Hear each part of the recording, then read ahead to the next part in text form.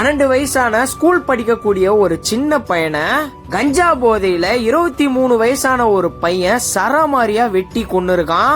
எங்க நடந்திருக்குன்னா திருநெல்வேலியில இருக்க பனங்குடியில தான் நடந்திருக்கு. 10ஆம் வகுப்பு படிக்கக்கூடிய லக்ஷ்மணன்ற பையனை 23 வயசான சபரிராஜன்றவன் கஞ்சா போதையில அந்த பையனை சரமாரியா வெட்டி இருக்கான். லக்ஷ்மணன் ஸ்கூல முடிச்சுட்டு வரும்போது இந்த சபரிராஜன் கஞ்சா போதையில அங்க வந்திருக்கான். வந்து இந்த பையன்ட்ட காசு கேட்டிருக்கான். அப்போ இந்த பையன் காசு இல்லன்னு சொல்லியிருக்கான். காசு இல்லன்னு சொன்னதுக்காக இந்த சபரிராஜன் கத்தி வச்சிருந்திருக்கான் போல. அதால இந்த பையனை சரமாரியா வெட்டி இருக்கான். அதுக்கப்புறம் இந்த பையனுக்கு சிகிச்சை தீவிரமா பார்த்துட்டு இருந்திருக்காங்க.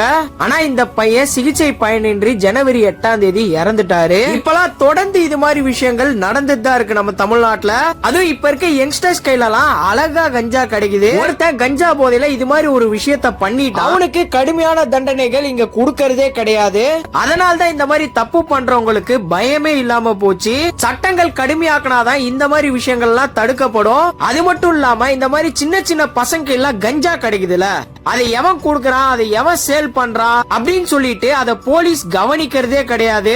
அதனாலதான் இப்போ சின்ன சின்ன பசங்க எல்லாம் கஞ்சா போட்டுல கிடைச்சிட்டு இருக்கு. நீங்க இத பத்தி என்ன நினைக்கிறீங்க அப்படின்னு சொல்லிட்டு உங்களுடைய கமெண்ட்ஸை கமெண்ட்ல சொல்லுங்க. இந்த வீடியோவை முடிஞ்ச அளவுக்கு நிறைய பேருக்கு ஷேர் பண்ணி விடுங்க. மறக்காம ஃபாலோ பண்ணி எனக்கு கொஞ்சம் சப்போர்ட் பண்ணுங்க.